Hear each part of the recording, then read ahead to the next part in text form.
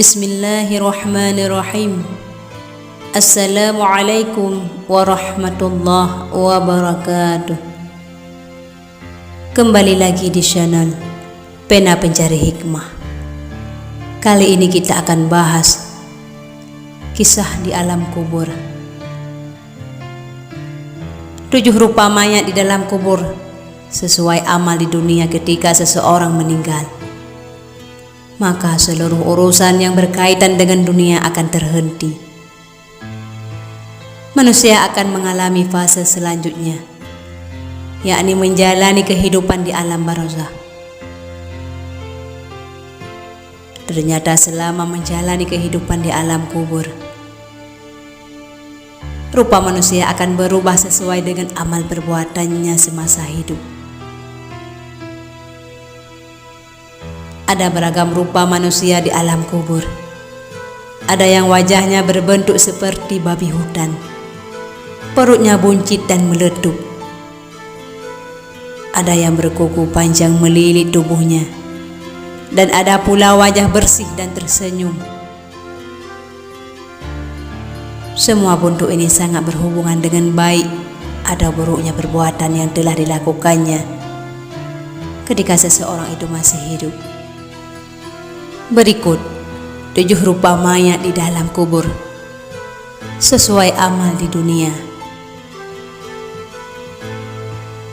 Yang pertama, mayat yang wajahnya berbentuk babi. Wajah mayat menyerupai babi disebabkan karena semasa hidupnya orang tersebut tidak melaksanakan kewajiban untuk sholat 5 waktu dan tidak pernah merasa bersalah meninggalkannya. Padahal salat merupakan kewajiban utama bagi seorang mukmin sebagai bentuk ketaatan kepada Allah Subhanahu wa taala. Di dalam sebuah riwayat, Nabi Muhammad sallallahu alaihi wasallam pernah bersabda, "Wahai para sahabatku, lihatlah keadaan orang yang meninggalkan salat. Di hari kiamat nanti akan dibangkitkan oleh Allah Subhanahu wa taala seperti babi hutan yang hitam." Yang kedua, mayat yang wajahnya berpaling dari arah kiblat. Selanjutnya adalah wajah mayat yang tidak mau menghadap kiblat. Jika rupa dalam kondisi ini, maka menjadi pertanda bahwa mayat tersebut semasa hidupnya selalu melakukan perbuatan syirik kepada Allah Subhanahu wa taala. Padahal azas Islam adalah tauhid, sehingga perilaku syirik tidak akan diampuni oleh Allah Subhanahu wa taala. Yang ketiga, kepala mayat berubah menjadi batu hitam legam.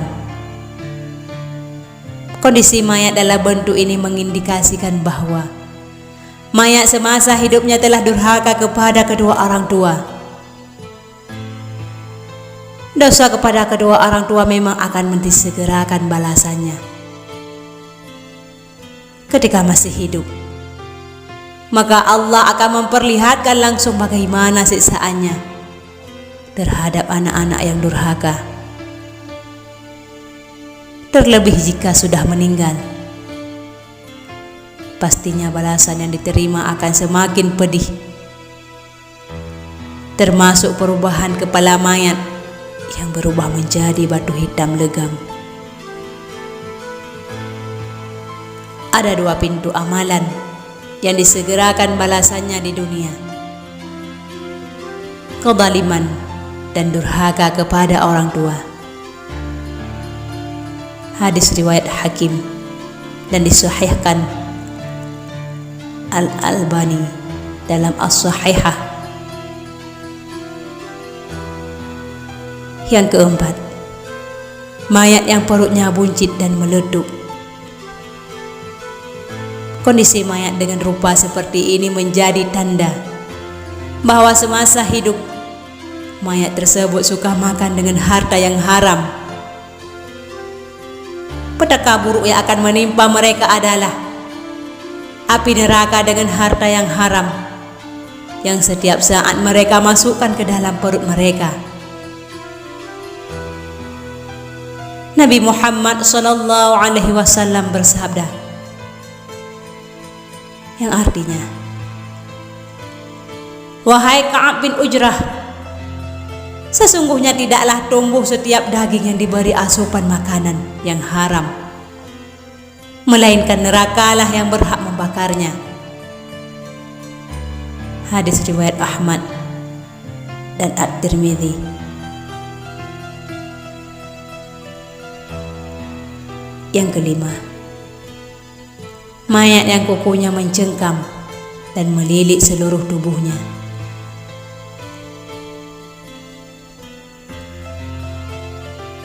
Jika mayat berwajah seperti ini, itu merupakan pertanda bahwa semasa hidupnya suka berkelahi dan mengumpat orang. Tindakan ini memang sangat tidak disukai oleh Allah Subhanahu wa Ta'ala, sehingga siapa yang melakukannya akan mendapat azab saat berada di alam barzakh. Diriwayatkan oleh Abu Daud dari Anas, Rasulullah SAW bersabda, "Pada malam aku diisrakan, aku telah melalui suatu kaum yang mencakar-cakar muka mereka dengan kuku-kukunya sendiri. Maka aku berkata, 'Ya Jibril, siapa mereka ini?' Jibril pun menjawab, 'Mereka ini adalah orang-orang yang suka mengumpat, dan mereka juga suka menjaga tepi kain orang.'" Yang keenam,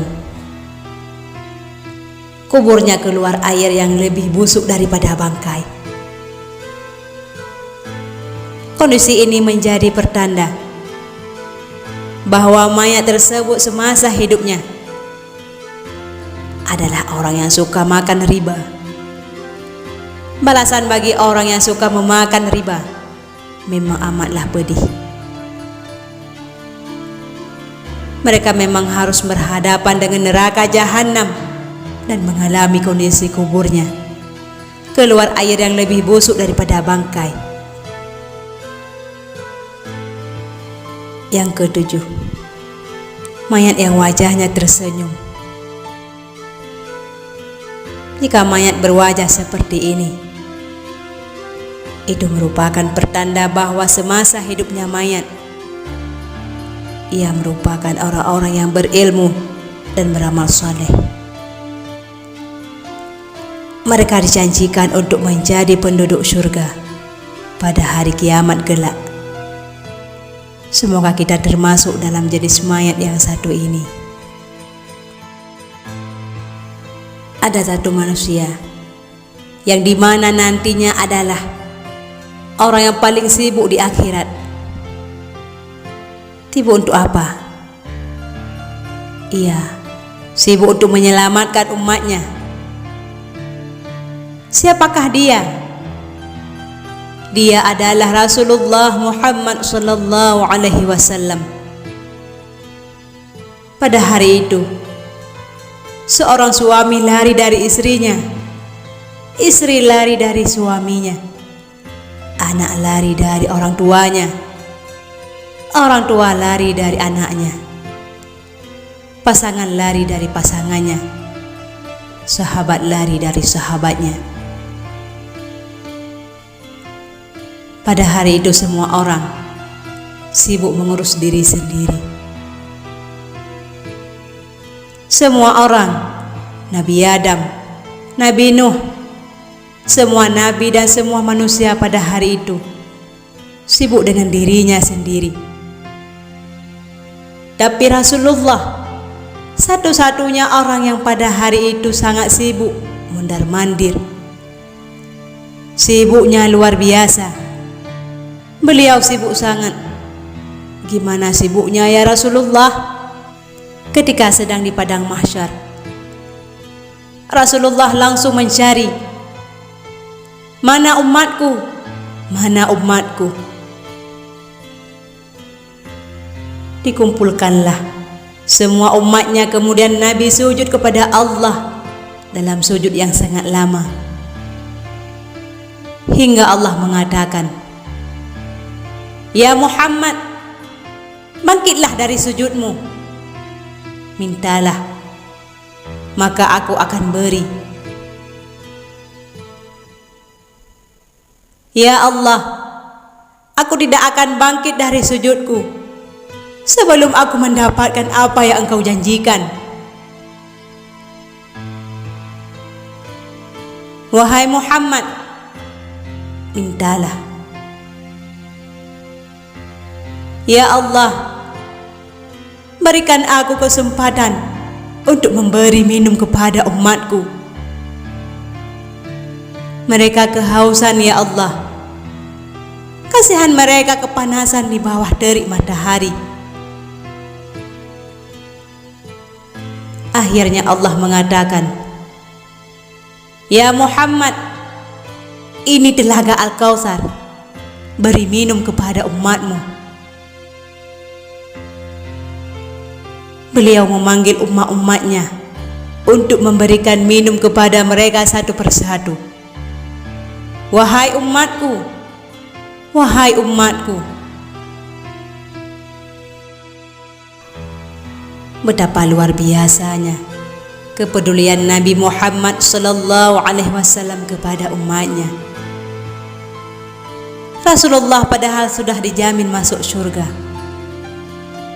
Surganya surga Firdaus. Sudah ditunjukkan kepada nikmat surga Firdaus. Tapi beliau tak rela. Beliau ingin umatnya ikut bersamanya, merasakan nikmatnya surga tersebut. Ditampakkan ke hadapan beliau, "Ini surga Firdaus, ini surgamu ya Muhammad." Nabi tak tersenyum sedikit pun. Beliau bertanya lagi, "Umatku di mana ya Allah? Ini Firdaus, umatku di mana ya Allah?" "Mereka di padang mahsyar." Nabi langsung keluar dari surga mencari umatnya. Ia memberi minum satu persatu. "Wahai umatku, wahai umatku, wahai umatku, ya ummati, ya ummati." Betapa bahagianya beliau. Beliau ketemu umatnya, terus memberi minum. Sekali teguk, kita tak akan haus lagi selamanya. Ketika seorang ibu, ayah, kekasih meninggalkan kita, Rasulullah sibuk mencari kita. "Di mana fulan? Di mana fulan?" Setelah memberi minum, Rasulullah sallallahu alaihi wasallam sujud kembali. Sujudnya yang lama lagi, sambil menangis di hadapan Allah. "Ya Rabbi, ya Rabbi, ya Rabbi." Lalu Allah mengatakan,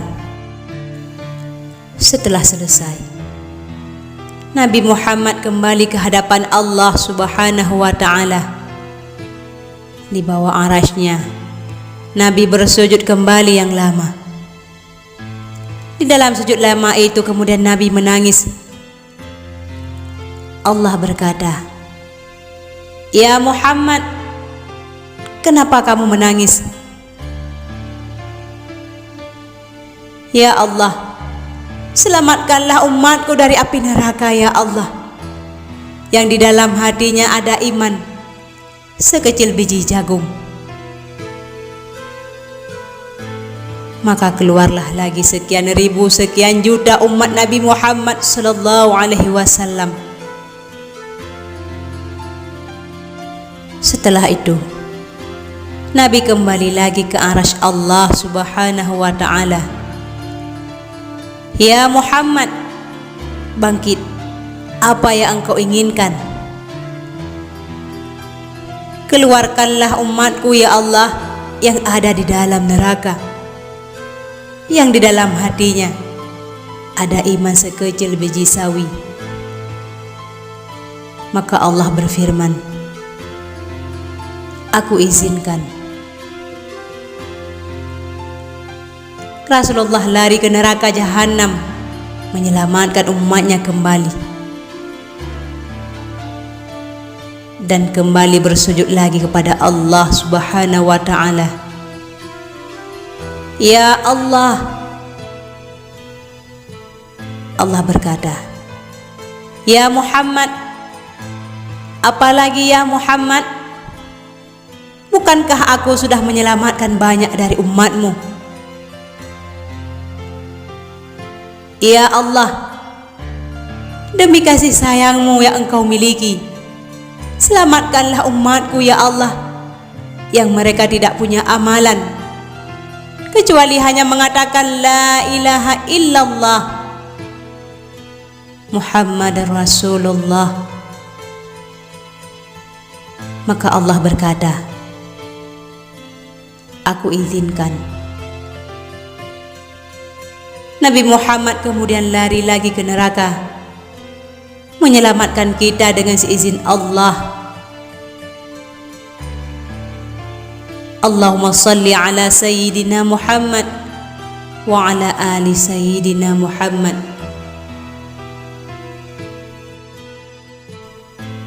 Dari seorang perawi berkata, ya Rasulullah, terkadang aku merenung, masih pantaskah aku untuk merindukanmu? Masih pantaskah aku mengharapkan syafaatmu? Masih pantaskah aku untuk menunduk terpaku, mengucapkan salawat ketika namamu disebut? Di tengah deretan kesalahan yang telah kuperbuat, di tengah rangkaian kelalaian yang kuukir, di tengah kemaksiatan yang senantiasa menambah panjang deretan dosa-dosaku, ya Rasulullah, perkenankan aku mencintaimu semampuku, dengan segala kelemahan dan kenaifanku, dengan segala kealpaan dan kelalaianku. Ya Rasulullah, aku memiliki mimpi, kelak ketika di yaumul akhir, aku akan memanggil engkau jauh di sudut sana, di antara jutaan lautan manusia. Aku akan berteriak, ya Rasulullah, ya Rasulullah. Dan aku berharap, aku sungguh berharap engkau akan menoleh ke arahku dan berkata, itu umatku. Sungguh aku ingin ya Rasul, aku ingin menjadi bagian dari barisan panjang umat yang mendapatkan syafaatmu. Aku ingin menjadi bagian dari umat yang tersenyum berdiri di belakangmu. Wallahu a'lam bishawab. Mudah-mudahan ini bermanfaat bagi kita semua. Assalamualaikum warahmatullahi wabarakatuh.